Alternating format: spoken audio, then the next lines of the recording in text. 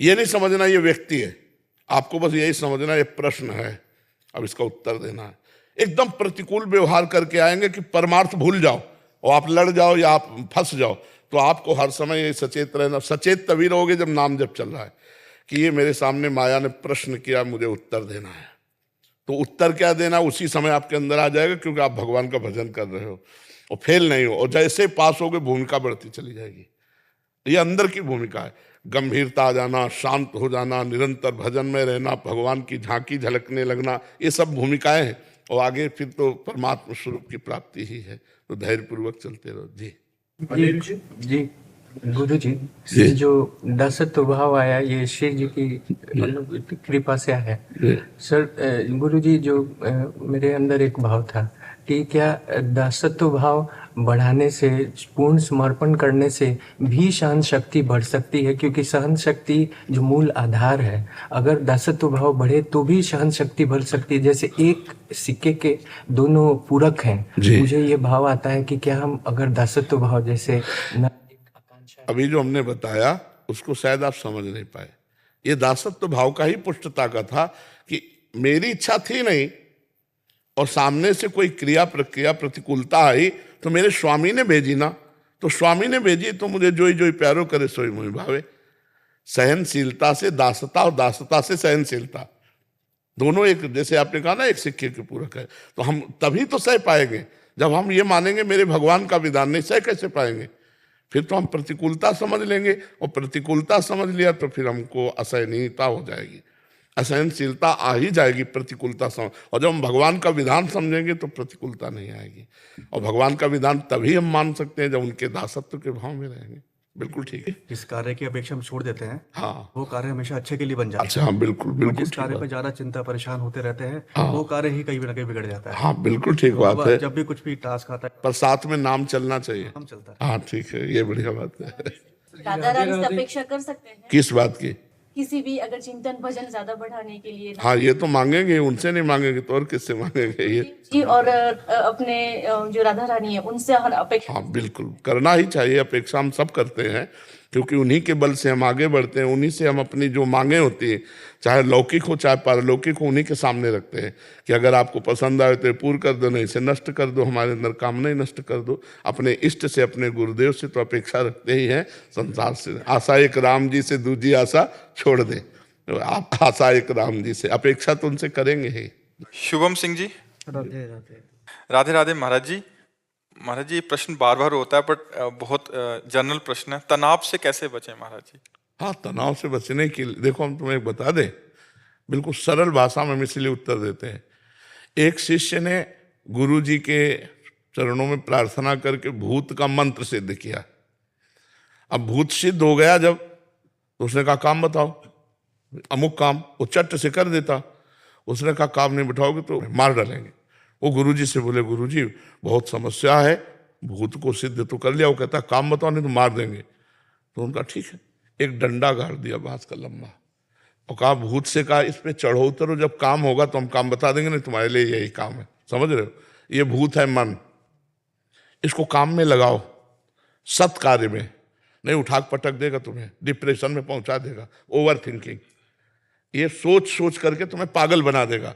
और इसके लिए खंभा गाड़ो, राम राम राम राम, राधा राधा राधा राधा, कृष्ण कृष्ण कृष्ण, नाम रूपी खंभे पे चढ़ाओ। काम है तो काम करो, नहीं नाम जपो, नाम में लगो, ओवर थिंकिंग बंद करो। जब नाम जप करोगे तो आप देख लेना दूसरों का डिप्रेशन नष्ट करने वाले परमाणु आप में आ जाएंगे। आपका डिप्रेशन है, किसका प्रश्न है? तो समझ रहे हमारी बात? तनाव मुक्त होना तो बिना पैसे की दवा है, और ये छू छा तो सब नाटक है बच्चा।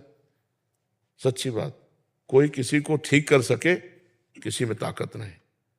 अरे सुनो, बड़े बड़े ब्रह्म ऋषि ऐसा नहीं कर पाए जैसा आजकल लोग कर रहे हैं, ड्रामा छुओ बस। तो अस्पताल बेकार हैं, ये विज्ञान पढ़कर डॉक्टर लोग बेकार हैं, औषधियां बेकार हैं। भगवान का एक अवतार हुआ, धन्वंतरी अवतार, और उन्होंने वैद्य का स्वरूप करके सब औषधियों का निर्माण किया।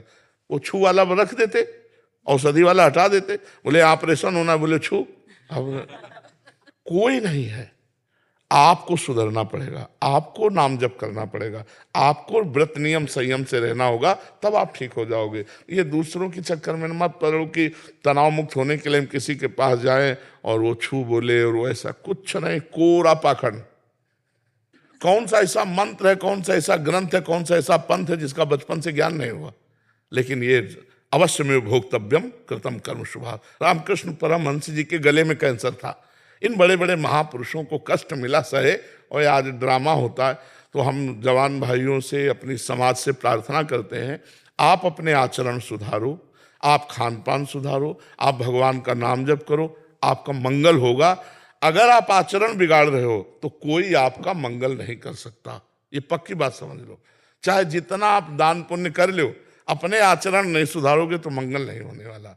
आचरण सुधारो, चरित्रवान बनो, माताओं बहनों की तरफ गंदी दृष्टि मत करो, मांस मत खाओ, शराब मत पियो, किसी का बुरा मत करो, जो प्रारब्ध आ रहा है उसको भोग लो, राम राम कृष्ण कृष्ण हरि हरि जपो, मंगल हो जाएगा।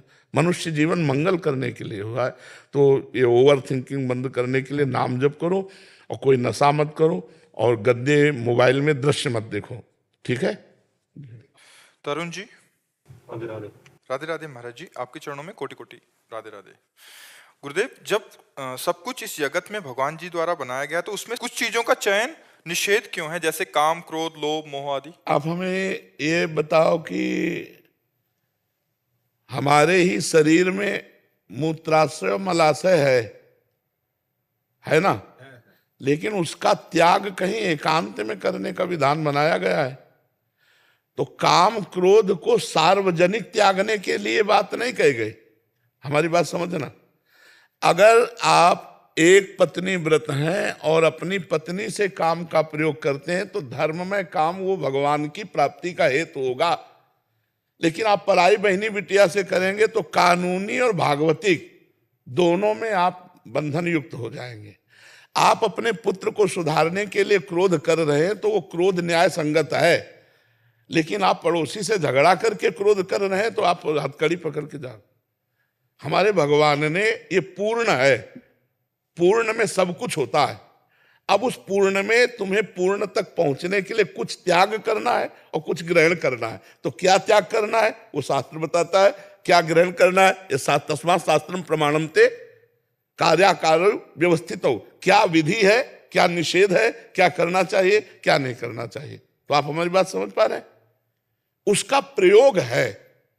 अगर प्रयोग सही है तो काम सही है, क्रोध सही है, लोभ सही है, मोह सही है, अहंकार भी सही है, सब सही है। जैसे अस अभिमान जाय जन भोरे, मैं सेवक रघुपति पति मोरे, ये अभिमान, तो अभिमान भी सार्थक हो गया।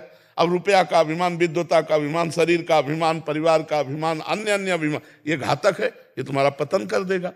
तो जो चीज जहां प्रयोग करनी, अगर वहीं प्रयोग हुई तो वो दुखदायी नहीं है। जैसे हमारा सरकारी डिपार्टमेंट है पुलिस, अब अगर आपको आवश्यकता है कि सुरक्षा के लिए, तो आप प्रार्थना कीजिए, वो आपकी सुरक्षा करेगा। और अगर आप गलत करेंगे तो आपका डंडा चलाएगा। तो वही आपके लिए दुखदाई है, वही आपके लिए सुखदाई है। तो जब आप कानून के विरुद्ध चलेंगे तो दुखदाई, और कानून के अनुकूल चलेंगे तो सुखदाई है। ऐसे हमारे भगवान का पूरा डिपार्टमेंट बना हुआ है, चाहे शनि राहु ग्रह नक्षत्र, काम क्रोध लोभ मोह मद मत्सर, सब। अब आप बताओ इसमें क्या दोष है? आपको समझ में आया इसमें? अपने जगह उसका प्रयोग किया। जैसे गुरु है, अपने शिष्य पर क्रोध कर सकता है, उसके दोष दर्शन करके दोष निवृत्ति के लिए। जैसे अधिकारी है, दोषी पुरुष को दंड दे सकता है और निर्दोष को मुक्त कर सकता है। अगर बहुत ज्यादा अपराध है तो दोषी पुरुष को मृत्यु का भी दंड दे सकता है। तो काम क्रोध लोभ मोह मद मत्सर, अगर इनका धर्म से प्रयोग किया जाए तो ये सब सार्थक है। अपनी पत्नी से प्यार करो, अपने बच्चे से मोह करो, अपने माता पिता से प्यार करो। आप अब दूसरा धर्म विरुद्ध प्यार, तो फिर वो निषेध हो गया। प्यार भी निषेध हो गया, नहीं निषेध हो गया। ऐसे ही सब जहां जिसका प्रयोग है वहां हम उसका प्रयोग करें तो वो सही है, और अगर उसके विपरीत करेंगे तो वही पाप बन जाएगा। समझ पा रहे हैं आप? महाराज जी, किसी को धोखा देना अच्छी बात नहीं है, तो धोखा खाना कहाँ तक उचित है? नहीं, कबीरा खुद को ठगाइए। हमारे महापुरुष कहते हैं अपने को ठगा लो लेकिन तुम किसी को मत ठगो। उससे क्या होगा कि जैसे तुम्हारा पूर्व का ऋण है और आप दे नहीं पाए, अब वो इस जन्म में आया है, अब वो तुमसे बेईमानी करेगा, क्योंकि तुम्हें पता नहीं है ना कि पूर्व का हमारा ऋण है, और वो नहीं मिलेगा आपको, कुछ भी कर लो तो वो आपका ऋण है पूर्व का, ये मानकर आपको सह जाना होगा। और अगर आपके ऋण नहीं है तो उसको देना ही होगा। अगर अभी नहीं देगा तो कभी भी कहीं भी हो उसे देना पड़ेगा। तो हमें कबीरदास जी करे, कबीरा खुद को ठगाइए पर किसी को ठगिए मत। ठगना तो किसी के हाथ में है नहीं, कोई भी हमारे को आके ठग सकता है, मगर कितना ठगा जाएगी भाई, इतना उचित है। उतना ही ठगेगा जितना उचित है, इसके आगे ठग नहीं सकता, ये भी ध्यान रखो। अगर आपका पैसा है तो कोई ठग नहीं सकता, और अगर आपने पूर्व में किसी से उधार लिया है या किसी का ऋण है या किसी की ठगाई की है तो आप चाहे जितने प्रवीण हो ठगे जाओगे। दोस्ती में, व्यवहार में, व्यापार में कहीं ना कहीं वो आपको घाटा लगेगा, क्योंकि आपका ऋण उधर जाना है। लेकिन हमको किसी को नया कर्म करके ठगना नहीं। बोले अगर हमारा ऋण होगा तो उसको देना पड़ेगा, वो देगा। किस विधान से देगा वो भगवान जानते हैं, लेकिन हम ठग के विधान से अब नहीं लेंगे, अब पाप कर्म के विधान से हम अपना ऋण नहीं लेंगे। अगर भगवान को दिलाना तो धर्म विधान से देंगे, वो आ जाएगा, कहीं से भी आ जाएगा। ललित कुमार जी हिमाचल से। राधे राधे महाराज। राधा वल्लभ श्री हरिवंश महाराज जी, प्रभु जी आप श्री जी के मुख से सुना है कि दुख में जीव परमात्मा के अधिक निकट होता है। महाराज जी, हम दुख की कामना तो नहीं कर सकते, इसलिए अगर जीवन में सुख है तो हम प्रभु की निकटता के लिए वही दुख वाला भाव कैसे अनुभव कर सकते? नहीं तो सुख क्या है आप हमें बता दो। क्या अच्छा खाना सुख है? क्या अच्छे कपड़ा पहनना सुख है? क्या अच्छी पोजीशन में पद में हो इसे सुख कहते हो? क्या बैंक बैलेंस है इसे सुख कहते हो? या महंगी गाड़ी में चलते हो इसे सुख कहते हो? ये सुख है? अभी तो जैसे गांव के लड़का ना, जब गुड़ बनता है ना और उसका सीरा चाटने को पा जाते हैं तो नाचते हैं, और अगर कहीं रबड़ी पा जाए तो सीरा की तरफ देखेंगे नहीं। अभी सुख को जाना ही नहीं। अच्छा बताओ, अभी शरीर छूटे, क्योंकि मृत्यु लोक है, कभी छूट सकता है, तो ना तुम्हारा शरीर जाएगा, ना तुम्हारी गाड़ी जाएगी, ना बैंक बैलेंस जाएगा, ना पद प्रतिष्ठा जाएगा, ना कोई व्यक्ति जाएगा। आप अकेले शरीर छोड़कर, पूरा दुख ही दुख हुआ कि नहीं हुआ? पूरे जीवन जो कमाया उसमें कुछ नहीं ले जा रहे हो। ये लोग ऐसा खतरनाक लोग है कि इस लोग से जब जाता है ना तो कपड़ा तक उतरा कर भेजा जाता है। ये कपड़ा ही है जीव का। वसान से जीर्णानि यथा विहाय नवानि गृह्णाति नरोपराण, ये कपड़ा ही है। दुनिया में लाखों का मेला जुड़ा, हंसा जब जब उड़ा तो अकेला उड़ा। अब बताओ, दुख नहीं है? सच्चिदानंद भगवान को भूल करके भोगों में तुम सुख मान रहे हो, ये कितने बड़े दुख की बात है। भगवान ने यहां लिख दिया, पूरा पोस्टर लगा के रच के, दुखालयम अशाश्वतम। लिखा कि नहीं लिखा? संसार को क्या लिखा? दुखालयम अशाश्वतम। और आपको सुख मिल रहा है, मतलब आप धोखे पे हो। जिसे तुम सुख समझते हो सुख नहीं, सुख की छाया है, समझ पड़ती नहीं है, मेरे गिरधर की माया है, समझ नहीं पा रहे हो। दुख योनयः, भगवान कह रहे दुख योनयः, और उसे हम भोग कर सुख मान रहे हैं, मतलब बुद्धि खराब है। अभी यही दुख है, सबसे बड़ा यही दुख है। जिसे हम सुख समझते हैं ये सुख नहीं, सुख की छाया है। अच्छा माना आप बड़े मौत से जी रहे हो, कोई आपको परेशानी नहीं, लेकिन सबसे बड़ी परेशानी आने वाली है मृत्यु, जो तुम्हें सबसे अलग कर देगी, तुम्हारी पत्नी से, प्रिय पुत्र से, प्रिय शरीर से, प्रिय मकान से, हर प्रिय वस्तु से। उसकी समस्या का समाधान क्या है? सोचो उसकी समस्या का। तो अभी तुम्हें जलन पैदा हो जाएगी, जिसे तुम सुख समझते हो उसके प्रति जलन पैदा हो जाएगी और दुखद लगने लगेगा। नहीं, जो भगवान का विस्मरण करा दे उसे सुख नहीं कहते, तो घोर दुख है, वो तो बड़ी हानि है। जो भगवान का हनुमंत विपत्ति प्रभु सोई, जब तो सुमिरन भजन। यहां कुछ अच्छा लगे, बुद्धि खराब है। स्वप्न में बढ़िया लड्डू छान रहे हैं और जगे तो ना भूख मिटी और ना लड्डू मिले, है ना? ये स्वाप्निक है। जब शरीर छूटेगा तो कुछ नहीं तुम्हारे पास।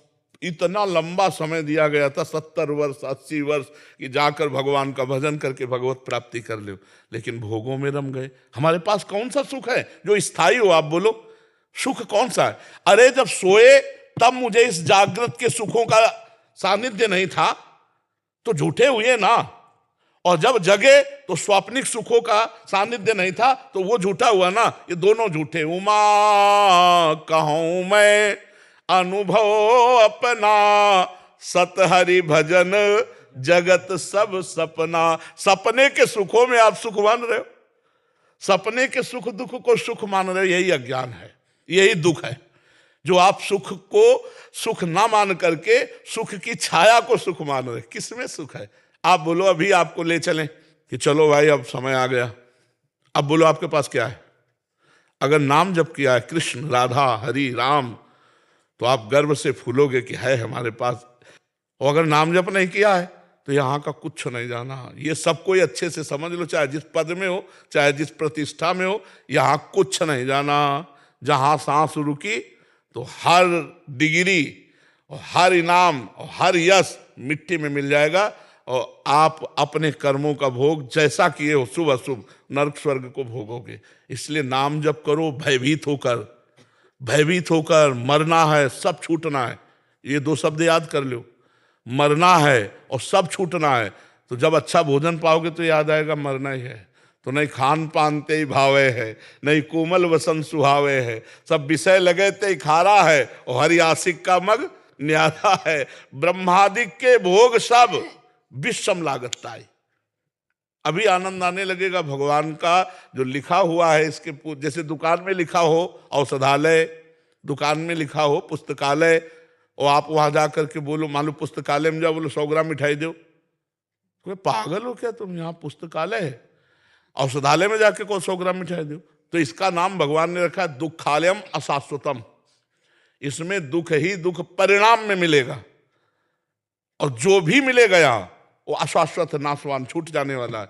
यार छूट जाने वाले के प्रति इतनी मेहनत, और जो पास जाना है बोले मन नहीं लगता उसके लिए, यही दुख है, यही दुर्दशा है। इसलिए नाम जब करो, ये सुख नहीं है, इनके प्रति घृणा बुद्धि करो कि ये हमारे मन को फंसा के केवल समय नष्ट किया जा रहा है, ये सुख नहीं। राधा राधा राधा कृष्ण कृष्ण कृष्ण, जो नाम प्रिय हो खूब नाम जप करो। समझ रहे?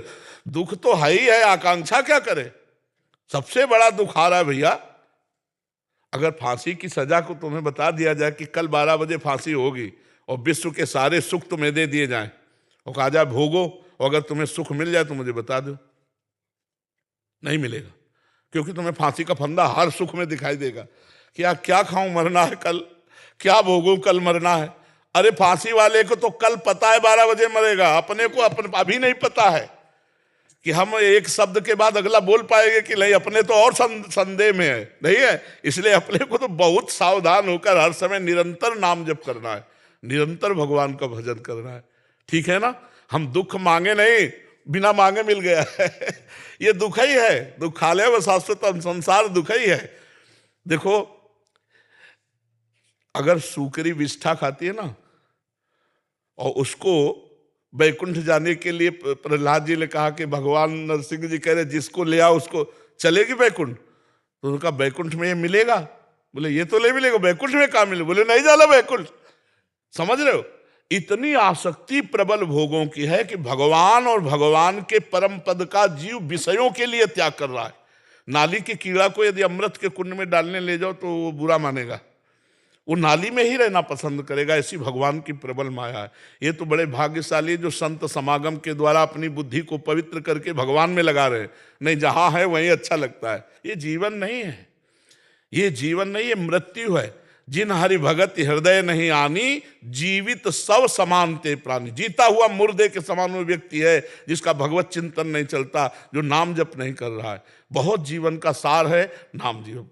नाम जप जितना कर लो उतना आनंद है। हम सब शास्त्रों का सार बार बार कहते हैं नाम जप। ये कलिकाल मलायतन मन कर देख विचार, श्री रघुनाथ नाम बिन नाहिन आन आधार। कलयुग केवल नाम आधारा, सुमिर सुमिर नर उतरे।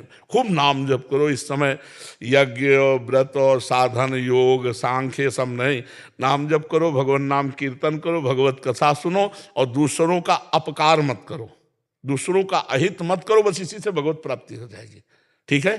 अखिलेश मिश्रा जी। श्री हरिवंश। महाराज जी आपके चरणों में कोटि कोटि प्रणाम। गुरुदेव पूर्ण समर्पण नहीं हो पा रहा है, देह भाव व कर्ता भाव भी बना रह रहा है। ये भी छोड़ दो, समर्पण करने की भावना केवल कर ली। समर्पण प्रभु की तरफ से होता है, वो खींचते हैं। हम भगवान के अंश हैं, इतना आपको पता है। ममैवांशो जीवलोके जीवभूता सनातन।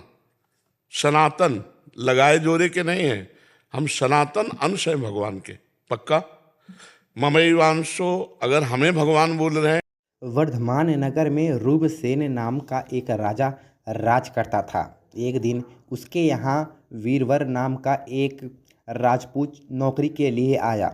राजा ने उससे पूछा कि उसे खर्च के लिए क्या चाहिए, तो उसने जवाब दिया 1000 तोले सोना। यह सुनकर सबको बड़ा आश्चर्य हुआ। राजा ने पूछा, तुम्हारे साथ कौन कौन है? उसने जवाब दिया, मेरी स्त्री, बेटा, बेटी और मैं। राजा को और भी अचंभा हुआ, आखिर 4 जने इतने धन का क्या करेंगे? फिर भी उसने उसकी बात मान ली। उस दिन से बीरवर रोज 1000 तोले सोना भंडारी से लेकर अपने घर आता। उनमें से आधा ब्राह्मणों में बांट देता, बाकी के 2 हिस्से करके एक मेहमानों, वैरागियों और सन्यासियों को दे देता और दूसरे से भोजन बनवाकर पहले गरीबों को खिलाता। उसके बाद जो बचता उसे स्त्री बच्चों को खिलाता और स्वयं खाता। काम यह था कि शाम होते ही ढाल तलवार लेकर राजा के पलंग की चौकीदारी करता। राजा को जब कभी रात को ज़रूरत होती वह हाजिर रहता। एक आधी रात के समय राजा को मरघट की ओर से किसी के रोने की आवाज़ आई। उसने वीरवर को पुकारा तो वह आ गया। राजा ने कहा, जाओ पता लगाओ कि इतनी रात गए कौन रो रहा है और क्यों रो रहा है। वीरवर तत्काल वहाँ से चल दिया। मरघट में जाकर देखता क्या है कि सिर से पांव तक एक स्त्री गहनों से लदी कभी नाचती और कभी कूदती और फिर पीट पीट कर रोती, लेकिन उसकी आंखों से एक बूंद आंसू नहीं निकलता। वीरवर ने पूछा, तुम कौन हो? क्यों रोती हो? उसने कहा, मैं राजलक्ष्मी हूँ। रोती इसलिए हूँ क्योंकि राजा विक्रम के घर में खोटे काम होते हैं, इसलिए वहाँ दरिद्रता का डेरा पड़ने वाला है। मैं वहाँ से चली जाऊँगी और राजा दुखी होकर 1 महीने में मर जाएगा। यह सुनकर वीरवर ने पूछा, इससे बचने का कोई उपाय है? स्त्री बोली, हाँ है। यहाँ से पूरब में 1 योजन पर एक देवी का मंदिर है। अगर तुम उस देवी पर अपने बेटे का सिर चढ़ा दो, फिर राजा 100 बरस तक बेझिझक राज करेगा। बीरबल घर आया और अपनी स्त्री को जगाकर सब हाल कहा। स्त्री ने बेटे को जगाया, बेटी भी जाग पड़ी। जब बालक ने बात सुनी तो वह खुश होकर बोला, आप मेरा शीश काटकर जरूर चढ़ा देना। एक तो आपकी आज्ञा, दूसरे स्वामी का काम, तीसरा यह देवता पर चढ़े। इससे बढ़कर बात क्या है? आप जल्दी करें। बीरबल ने अपनी स्त्री से कहा, अब तुम बताओ। स्त्री बोली, स्त्री का धर्म पति की सेवा करने में है। निदान चारों जने देवी के मंदिर में पहुँचे। बीरबल ने हाथ जोड़कर कहा, हे देवी, मैं अपने बेटे की बलि देता हूँ। मेरे राजा को 100 बरस की उम्र देना। इतना कहकर उसने इतने जोर से खाड़ा मारा कि लड़के का सिर धड़ से अलग हो गया। भाई का यह हाल देखकर बहन ने भी खाड़े से अपना सिर अलग कर डाला। बेटा बेटी चले गए तो दुखी होकर माँ ने भी उन्हीं का रास्ता पकड़ा और अपनी गर्दन काट ली। बीरबल ने सोचा कि घर में कोई नहीं रहा तो मैं भी जीकर क्या करूँगा। उसने भी अपना सिर काट डाला। राजा को जब यह मालूम हुआ तो वह वहाँ आया। उसे बड़ा दुख हुआ कि उसके लिए 4 प्राणियों की जान चली गई। वह सोचने लगा कि ऐसा राज करने से धिक्कार है। यह सोचकर उसने तलवार उठा ली और जैसे ही अपना सिर काटने को हुआ, देवी ने प्रकट होकर उसका हाथ पकड़ लिया। बोली, राजन, मैं तेरे साहस से प्रसन्न हूँ। तू जो वर मांगेगा सो दूंगी। राजे ने कहा, देवी तुम प्रसन्न हो तो इन 4 को जिंदा कर दो। देवी ने अमृत छिड़ककर उन 4 को फिर से जिंदा कर दिया। इतना कहकर बेताल बोला, राजन बताओ, सबसे ज़्यादा पुण्य किसका हुआ? राजा बोला, राजा का। बेताल ने पूछा, क्यों? राजा ने कहा, इसलिए कि स्वामी के लिए चाकर का प्राण देना धर्म है, लेकिन चाकर के लिए राजा का राजपाट छोड़ देना, जान को तिनके के समान समझकर देने को तैयार हो जाना बहुत बड़ी बात है। यह सुनकर बेताल गायब हो गया और पेड़ पर जा लटका। बेचारा राजा दौड़ा दौड़ा वहाँ पहुँचा और फिर से पकड़कर लाया तो बेताल ने चौथी कहानी सुनाई।